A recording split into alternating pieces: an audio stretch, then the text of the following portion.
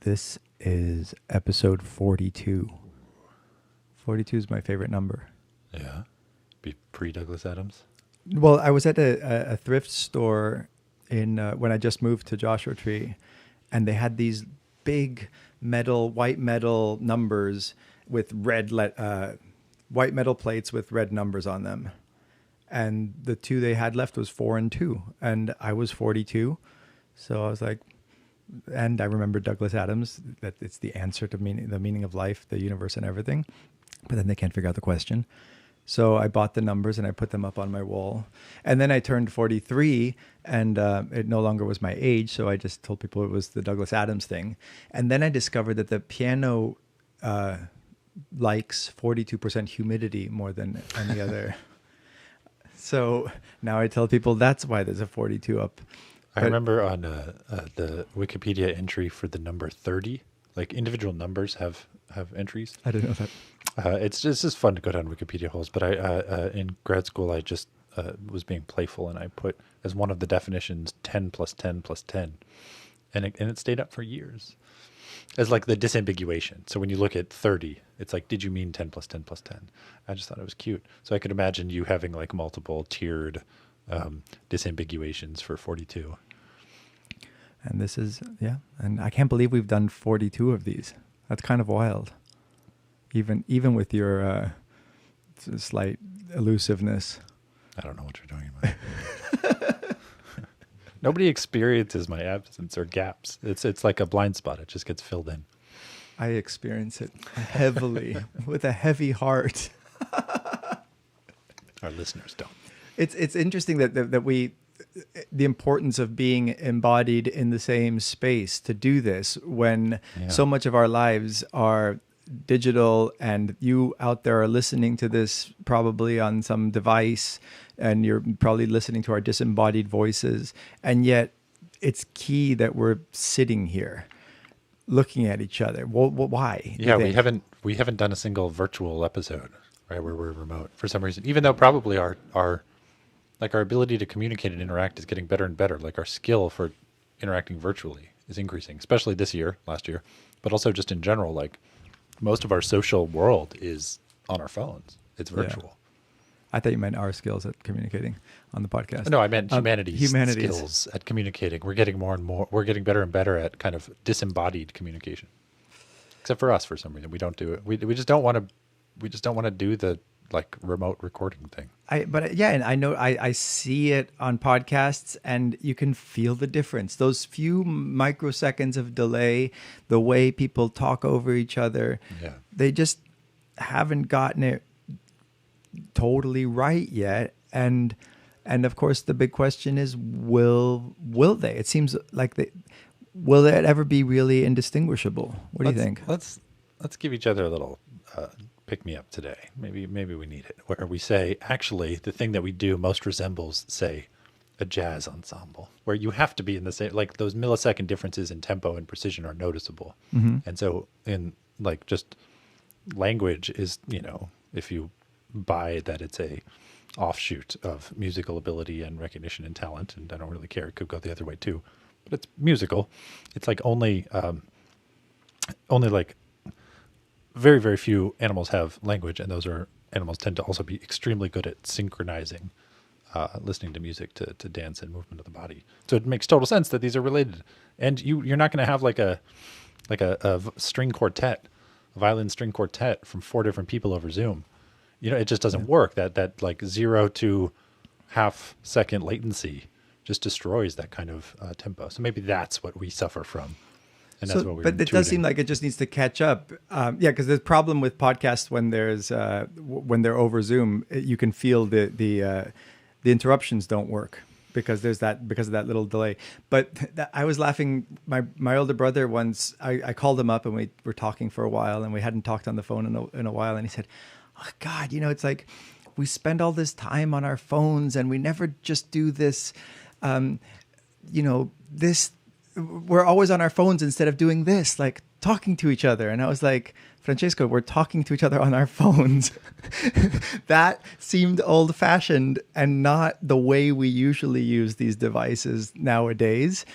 And it's funny, it didn't occur to him that we were just on our phones still, but we were using them in this way that was so transparent that it did feel like we were just talking to each other. Right. So I guess that the goal of the technology in its ideal instantiation and, you know, evolution is going to be that it disappears completely, right? Yeah.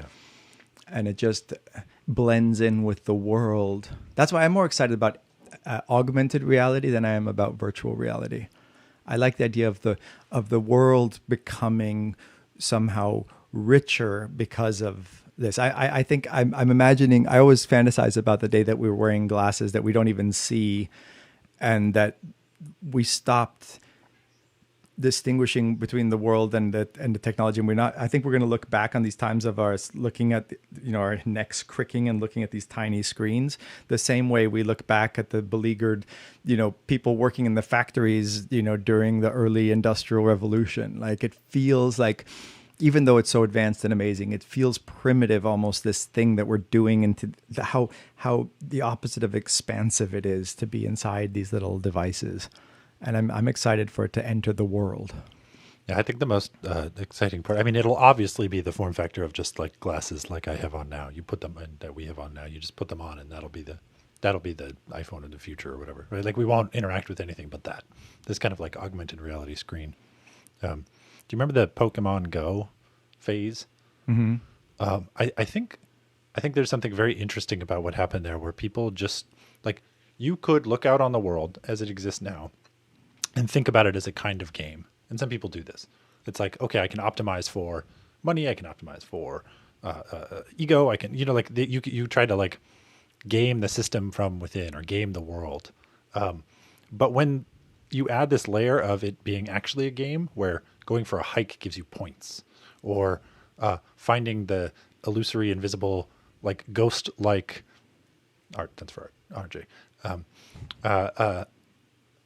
kind of ephemeral Pokemon sitting just in a tree that you never would otherwise go to. People love having the world have this kind of game-like quality to it, even though it does on some level already. That's what hormones are. Hormones respond to competition, some of them. But it's just so fascinating how much more interesting the world could be when we had these layers, these like augmented and virtual layers. The big question is how to make the technology as inexhaustible as the world or a work of art is. And so if you look at, we can still read the classics thousands of years later and still they can apply to our lives. We can find new meaning. We can find new subtexts and stuff like that, right? We don't really find that in, Pac-Man, right? But that you can imagine a video game getting rich enough and elaborate enough, and that you really do have significant, meaningful interactions with it. And I think about this a lot because I have this addiction to chess, right? And it seems like chess is right on the border of giving you that meaningful distinction. Like, you can appreciate a style of a chess player. You can, your skillfulness can allow certain meaningful differences to appear that they don't to the non-skilled person. So you can see the queen as impotent, or the pawn being powerful in that position, and recognizing that gives you this meaningful relationship to the world. And technology, according to this whole being in the world Heidegger story, it by its very nature usually doesn't allow for that skillful interaction with the world. So the promise of the record player is that you don't have to learn to play an instrument, right? You can just sit back and passively listen. And the iPod is even more that, right? But my sense and my kind of eternal optimism is that these devices will become so layered and able to be built, and if we're able to integrate it into the world and turn it into a game that actually does allow this kind of pushback that the world has, that we'll have these meaningful interactions that are facilitated by the technology. And then just like the record can then be the tool of the DJ who learns to skillfully interact with it, we will figure out ways to use these, and it will require a more evolved kind of iteration of it. I really think though that we have to distinguish between, like, I mean, I think we're already in a lot of this virtual kind of virtual relations to the things around us, and not in like a cute kind of simulation hypothesis or like a operating system hypothesis of what the brain and consciousness are. But I think our tools already reveal themselves virtually to us. I have this old saying that I've never been able to get into print because it's never fit into any essay I've tried to write. I've tried to write many essays about VR, but none all too successfully. Where like everyone has tried virtual reality. The first time everyone tried virtual reality was the second time they opened their eyes. That's my cute quote. Mm-hmm. And I think there's an aspect to that where you're already getting that kind of relationship. We already have that relationship even with our eyes, which are our most basic tools. Like they're the first tool we looked through. And the point that you were making about them having to become at some point indistinguishable from you and from, you don't even notice them. We don't notice them anymore, but they're just tools attached through like little holes in our skulls. Right. Yeah. And yeah, I think we're going to see a lot more of a kind of integration between the like a blurring between what counts as internally generated tool and externally generated tool as these things become more and more augmented. The problem, my issue with it and why I just get fed up with the virtual reality experiences I've had, and I don't know if I'm influenced by my philosophical disposition or just human disposition, is that you don't have a body. And the whole idea of being in the world is that we are embodied beings always already in the world.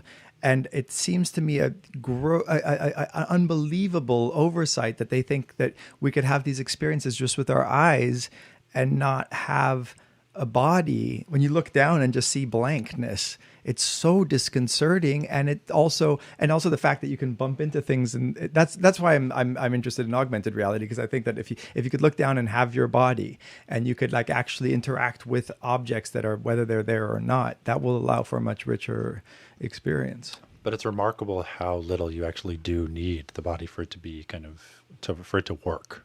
I mean, like these things work. They're successful and popular because they work, because the illusion is good enough, right?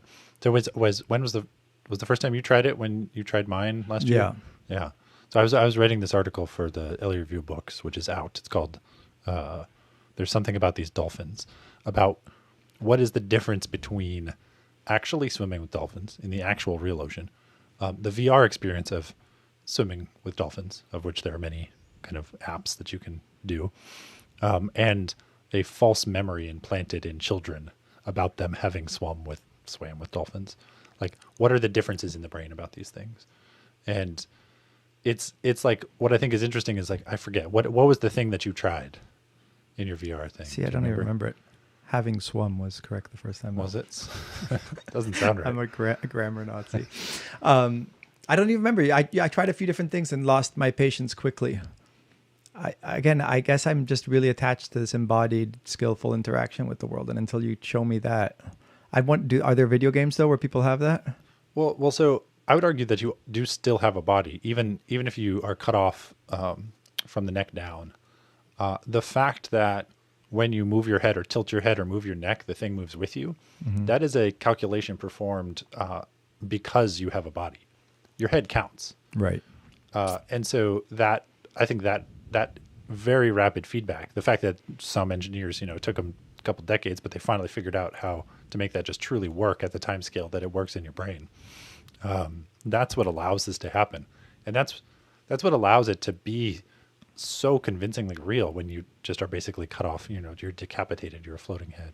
But the fact that you can look around and the world moves with you, that's a body performance. Right. Yeah, right? And even your eyes are part of your body. Yeah, your eyes are part of it. Your brain is too. So if then all of your experiences, but this idea of there is such a thing as a disembodied experience or thought, right? So there's this old couple of years ago, like 6 or 7 years ago, a game came out called The Witness. A video game came out, and it's a puzzle game, but it's a kind of perceptual puzzle game. It's one of these first-person things, And I mean, so first of all, like first person video games forever, like Myst and Riven, people have memories of playing these games in the early 90s, late 80s, and probably early 90s. And it's like they were there. They recall being there. Even, they recall being on that island. It's an island kind of slow puzzle game. And so there's something about the brain that is internalizing these memories and filling in the gaps. That's why I said earlier, like, my absence doesn't. People fill in the gaps of things that are absent, and because they just don't know any different or better. And this game, The Witness, I remember playing it. It came out. I was very excited about it because I think the guy who made it's a total genius, and he's just a puzzle person. And I played it for about a week, and then I went to like a 2-day backpacking trip in Hawaii. And the premise of the game has you on an island solving these perceptual puzzles where you're not sure what's a puzzle and what's not. And you often have to solve the puzzle by interacting with the three-dimensional or depth cues in the environment, such that sometimes the limbs of a tree are, if you trace them, are the solution to the puzzle. And sometimes tracing the shadows that are cast behind the tree are what's like. It's the first game I've ever seen where like foreground, background are utilized in a puzzle sense. And it's really beautiful because it requires you to really think outside what is relevant in terms of what you're seeing. But the remarkable thing, two weird things happened. I immediately went from kind of playing that for a week to Hawaii. And first of all, like standing atop a mountain in Hawaii, I looked out and thought, this is interesting, but it's not quite as beautiful as The Witness. Like my perceptual experience of Hawaii was less visually pleasing. There was less splendor in literal Hawaii than there was in this game. And I also there's this phenomenon, I think it's called like transference, where I started seeing the shadows in the trees as puzzles. Like I started trying to solve a puzzle as I walked through. And it lasted for a little bit, and then it kind of like faded and went away. And there's this thing in VR where if you kind of like read around the message boards of people that try VR for the first time, and they do so similarly, like you kind of really get into it for a week, there's a kind of thing that happens. This happened to me as well. You are just in the real world, and you start to find convincing cues that you no longer are, that you're definitely in a VR game. And this is happening to normal, non-psychotic people. And it is a illusion, and it's a phenomenon that, like, you look it up, it happens to a large subset of people. And the experience is just simply like, oh no, that's obviously a digital keyboard. Like I can see the textures on that kind of thing. So it's, and of course, there's a lot of people talking about the fact that that might be the case, right? Yes. The simulation hypothesis. Right. Which I don't know if we've talked about, but it's certainly interesting. The biggest counter argument to it is that we always think that the latest clever thing that humans have come up with is what reality is deep down. Yeah, of course. So it used to all be, we still, I think it can be argued that when we think about the universe having laws, having physical laws, the fact that we call them laws is a bit anthropomorphizing, right?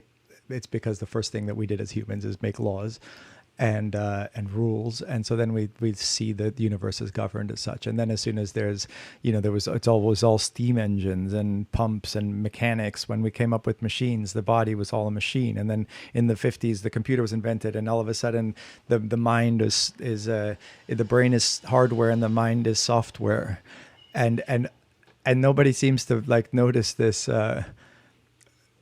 This kind of self-congratulatory idea that whatever we come up with is actually the fundamental nature of everything. And then everything was networks, and now everything must be virtual. Right.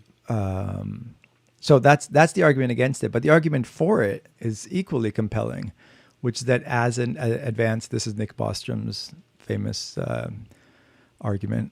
He said, as we get as a civilization gets bigger, more and more advanced, it learns to make virtual realities, and then it will inevitably make millions more of those, then either it's going to lose interest in making the virtual realities. And you guys can look this up. It's been talked about a million times. Yeah. But and the conclusion being like statistically, you're more likely to be virtual than not. If you look at the amount of virtual versus non-virtual creatures in the universe, yeah, it's incredibly rare for you to be like flesh and blood. The idea of this being base reality versus the millions or billions of like virtual realities that could be made, including ancestor simulations, which are the idea that we that once a civilization is advanced enough, one of the fun things that they would like to do is have the experience of being these previous selves. And so they create simulations. So maybe there was a Tau and Patrick before, but we're just these future civilizations reliving it. What are the chances that we're actually living it for the first time? Yeah, one of the fun, so to research this article last year, I kind of tried every VR thing I could try to just look for interesting, like look for ways in which my brain would break in interesting ways. And one of them is just you play video games as in a virtual bedroom that is meant to recreate a 90s childhood bedroom, which is when I was like a child. So it's just, it's literally, I mean, it's effectively an ancestor simulation for that era, for like 1990 to 1995.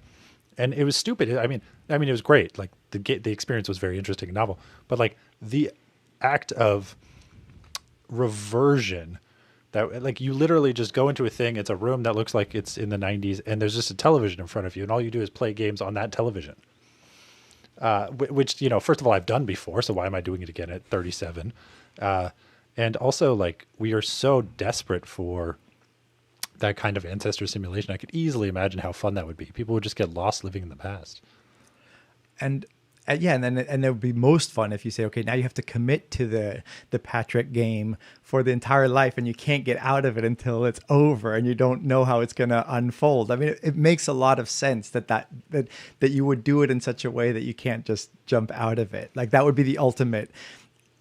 They probably did thousands or millions of years of not doing it that way, of saying like, oh, okay, we can step out of it. But like, wouldn't it be the most fun and the most risky to jump in and have to live the entire thing and say, okay, I'm not even going to be aware that there is this other. But obviously that it has very religious overtones. That these tech people who are doing this don't want to admit that this is like a new positing of. They will laugh at the creationists saying, "Oh my God, how can you possibly think that the universe was created 6,000 years ago and believe this stuff?" And then they'll say, "Maybe it's all been created by some advanced future civilization." And of course, that also comes with the idea that it could have been created 5 minutes ago, right? And we just all the background is just built in. There's no way of disproving that hypothesis. That'd be useful if it was created 5 minutes ago. How? But that'd be useful for like, letting go of things Yeah. or moving forward. I don't know.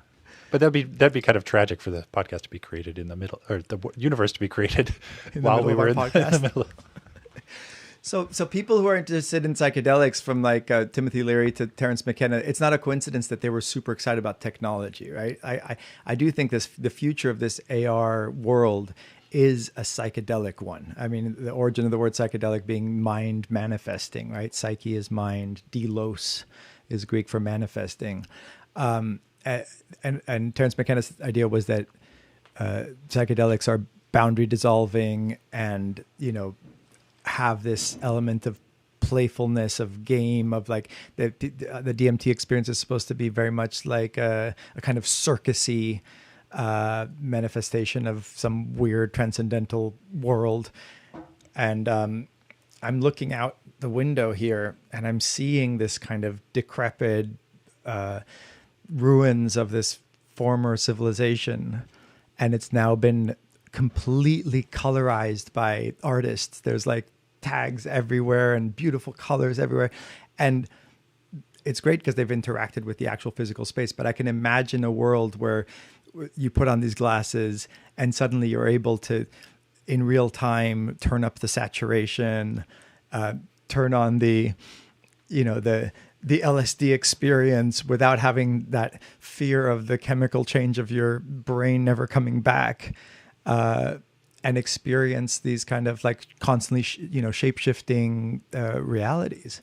I mean, we're definitely headed towards that, right? If you hold a book and walk from inside lighting to outside lighting, the like luminance that is reflecting off of that white page to allow you to see and read the text, your eyes are changing their aperture and their luminance. You know, they're changing all of the aspects by which you see the world every time they walk into different lighting conditions. Like these things are already happening. Like we don't have control over those levers, but the levers are being kind of manipulated for us so as to allow us to be as kind of like useful as possible.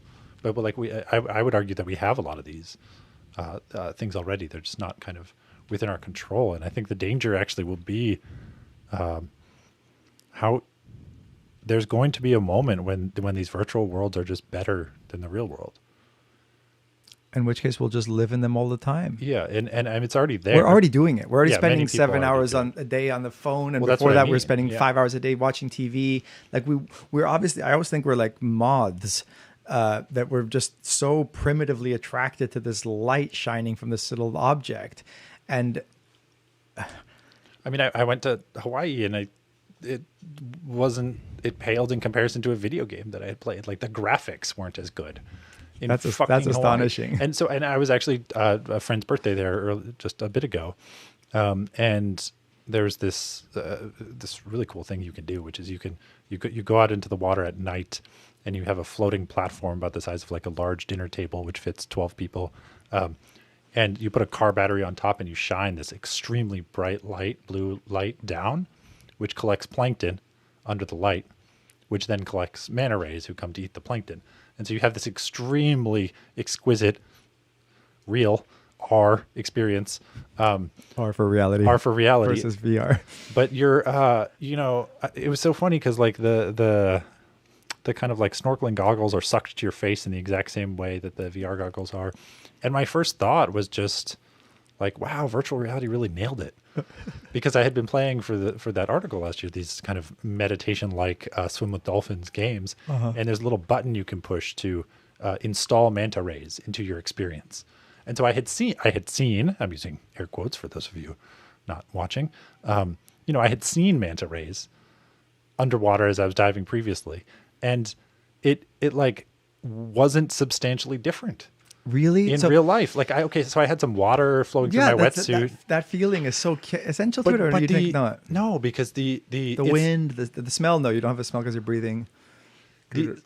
Like there are ways in which maybe the encoding of the memory is deficient in some capacity because you have fewer senses in the VR world. But we are visual primates. A vast majority of how we engage in the world is through vision. That's what most, a huge chunk of our cortex is dedicated to this. That means a huge chunk of the proportional amount of like our memory is also dedicated to this visual thing that we do. Plus the hearing. Yeah, plus hearing. Like that's two big ones, huh? We've prioritized a few senses, and the VR nails the hearing. No, there is something different about it. There's this little chirp that happens when you put your head underwater. This it sounds like a crackling. But let me ask you, as a neuroscientist, are we going to get in our lifetime where it really is indistinguishable? Will I be able to have this manatee experience in my living room and have it be manta ray? Sorry, manatees. Manatees are funny little animals. They're their own thing. Yes. What? They're their own thing. Yes. What do they look like? I don't know. Manatees. They're like mammals, right? They're like shorn hippos, I think. Yes. Okay. Good. Okay. I want a manatee. I want to swim with the manatees. No. So my question is, do you think we're going to get with sort of like actual manipulation of the brain mixed with VR? Are we going to get like to actually feel the water and things that aren't just like on the outside? I think there's very good evidence that we're already there. The fact that you have the people that try this consumer Oculus device or these VR things that you can find anywhere now. You can just go buy one at Best Buy. And after using it for a couple days, you then think that the real world is the thing you were just in. So just to me, that's an argument that it is already at a threshold that is good enough that the brain is tricked. Okay, but you who have this thought about this a lot, I just want to know, what can we fantasize about? Like, what's going to be the next, what's V10 of this in like 10 years or 15, 20 years? I think it'll just be AR glasses, like just AR glasses. I don't know. You don't think it's going to be actual brain manipulation with like wires inside our brains or somehow just like actually manipulating your neurochemistry? Well, so no, I mean, I just think like you don't need to do that. It won't be necessary. Yeah, yeah. I mean, you just watching Netflix is already manipulating your neurochemistry to the degree that you think you're in the, you think you're mostly there. People can see corners of New York in a movie, and then when they arrive in Manhattan for the first time, they'll go to that corner as if they've been there before. Right. You know, like these things are the brain is very easy to hack. It's very easy to trick. But there's something. There seems to be something about touch and smell that seem more chemical and more a little harder to trick. Like we don't have digitized smells yet, even though we have digitized sounds and sights. I'm trying to think. I think if I go back to my because all you need is the false memory of the smell or the touch, right? So if I go back to the things I played to research that VR article, some of them had like desert landscapes, some of them were underwater, some of them, I recall being there. Like my memory is as of being there, and like I have some indications and cues that it was virtual, but I can close my eyes and imagine it as if I was actually in that desert. And I think I'm filling in I imagine the smells of desert, having lived in an actual desert. All I do in my memory, which is just recalling the last time I remembered something, I just put in like you just put in the smells, Yeah. and so that's all But that there's really a difference matters. between that and the actual smells. I don't, but not after the fact. Yeah. I guess Not in you're the you're memory of the equating thing. the after the fact with the during. I guess things are instantly memories, but there is a meaningful distinction between actually having an experience and remembering an experience, right? But I think the during is being shaped considerably by what you're actually experiencing, to the degree that the brain might be tricking itself. So you can do this thing. There's all kinds of memes now where there'll be an audio clip of just, it's just a series of phonemes, and and it just shows you five words or phrases, and depending on which one your eyes are looking at, you will hear each of those five. So it's the exact same thing playing on loop, exact same audio playing on loop, and depending on which of the five you're reading at the time, you then hear that Oh yeah. of the five. So that just means that the brain is incorporating all kinds of cues into a thing that it then makes its best guess for what it thinks is happening. So when I'm in there in VR and I'm in a desert world, and I smell, whatever environment I'm in my room, in my room of my old apartment, if I smell like popcorn burning or something, I'm going to think it's like a cactus on fire behind. I'm going to interpret it as a desert-like smell, and it's artificial and it's wrong and it's virtual. It might be the wrong kind of day. It might be the wrong plant burning. It might be the thing, but your brain will do its best to come up with an explanation, and that's going to get entered into memory. And then when that gets recalled, you're going to have something that's pretty indistinguishable. You're going to have like a whole problematic like court case in the future of what it means to be like a first person witness to things.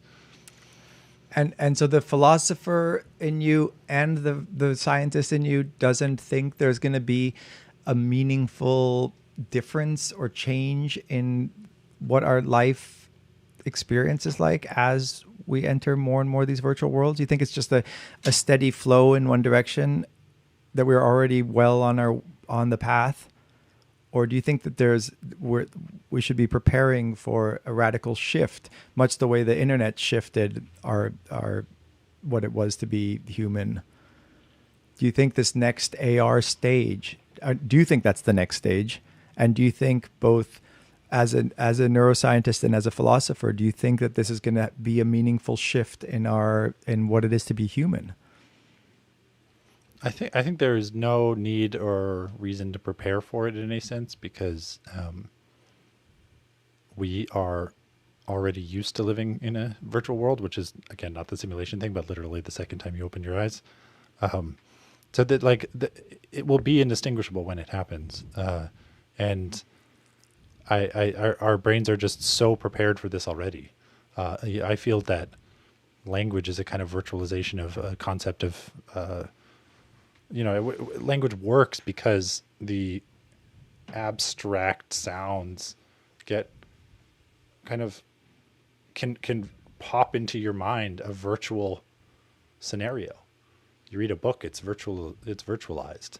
you hear someone talk about a story. When I went to go see manta rays and a thing and a water and a thing, yeah, everyone who heard that, their mind popped up like a pop-up book of virtual descriptions and colors and things that they think they saw, and it happened differently in everyone's head. But we already do this all the time. We're experts at it already.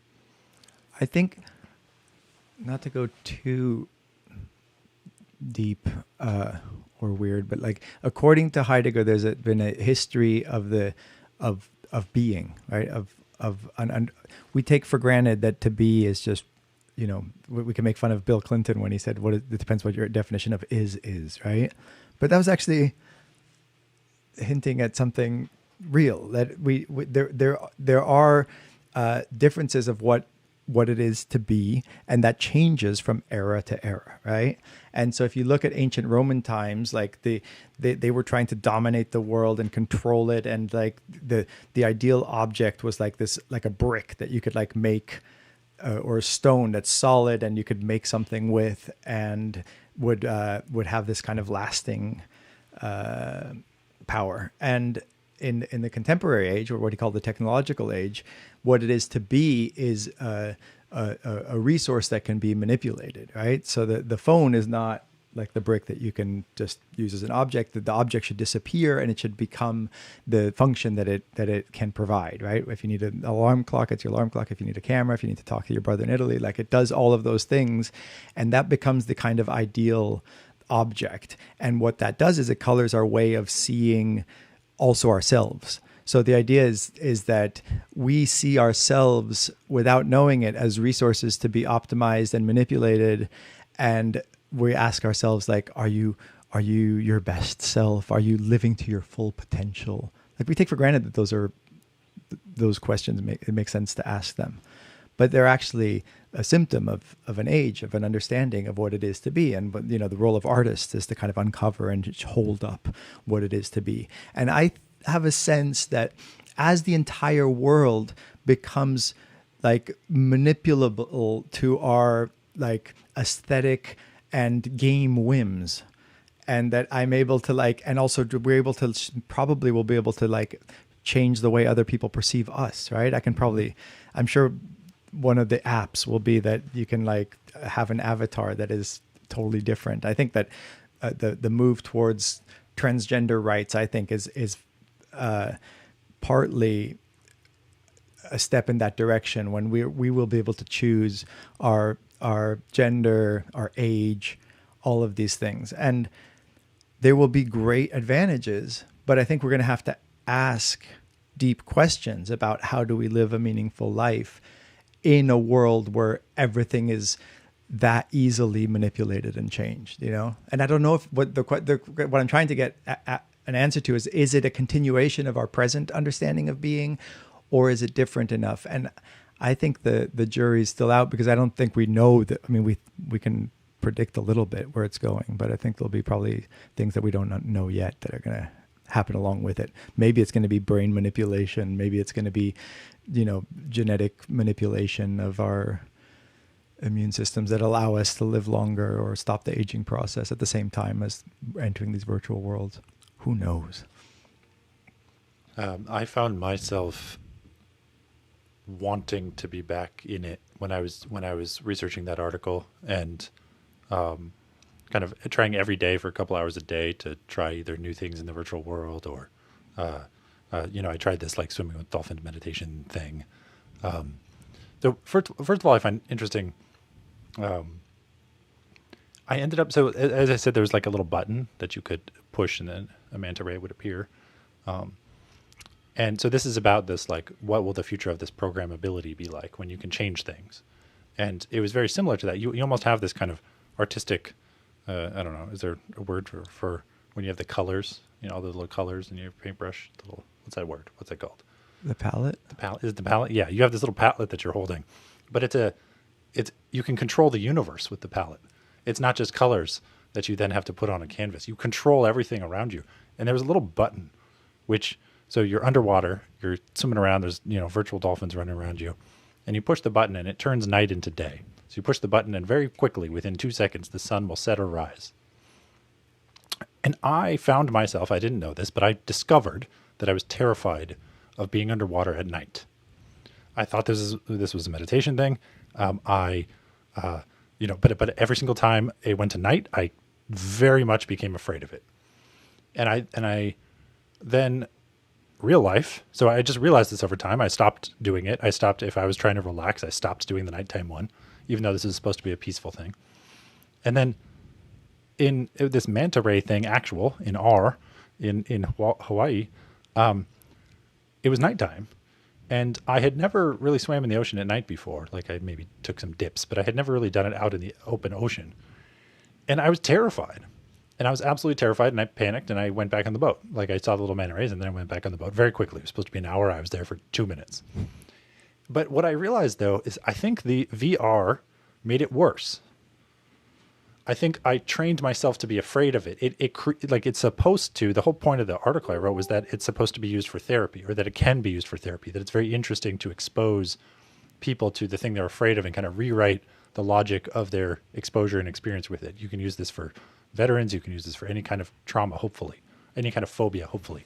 But what I found so weird and interesting was that I think it created a thing for me to be afraid of. That then, when I brought it into the real world, I was genuinely afraid of it. And it's possible that were I to have never learned that, I would have just kind of like not been so afraid. There's a much more grave danger, I think. It's very pressing. You joke about not liking to be subjectified as opposed to objectified.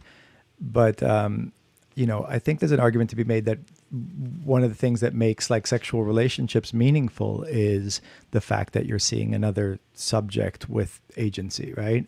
And that your connection is includes some vulnerability and some sense that you're not just fulfilling your own desire, but that you're connecting with another human, right?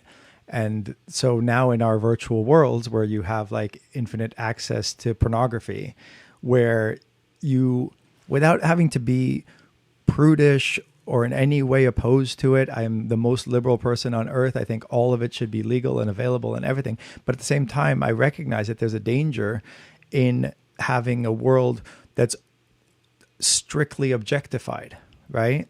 And changeable. I mean, it's what that I was talking about, the fact that we can be able to change the world in our AR. We do that already when we watch porn, right? Where it's like, okay, this is boring after 3 seconds, and there's something else, and then something else, and then very quickly it devolves into total insignificance and emptiness. And hopefully you recognize that, and then seek out real connection with real humans again.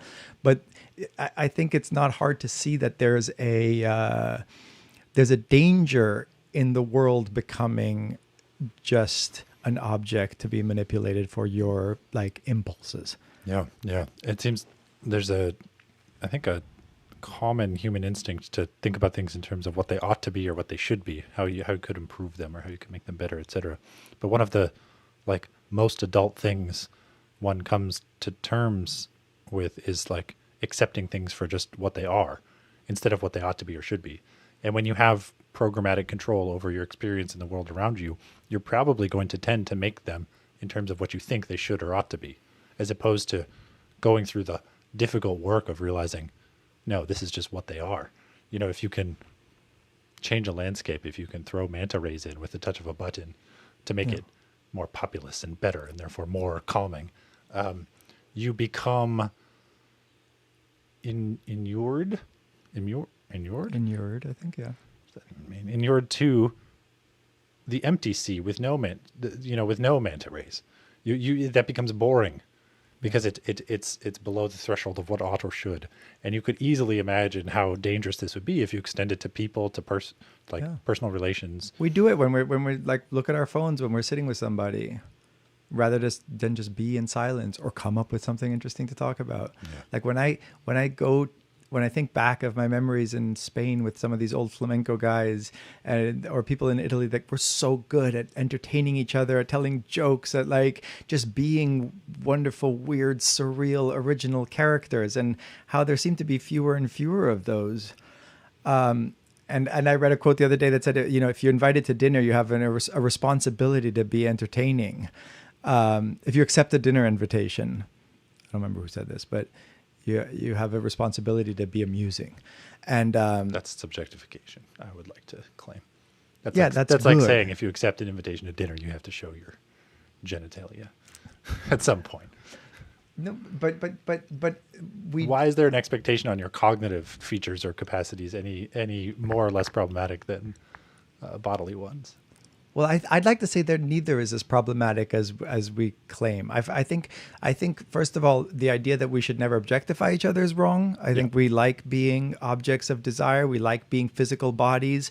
We like being, and I think that that's a very shallow reading of human sexual relations to say that we shouldn't objectify anybody.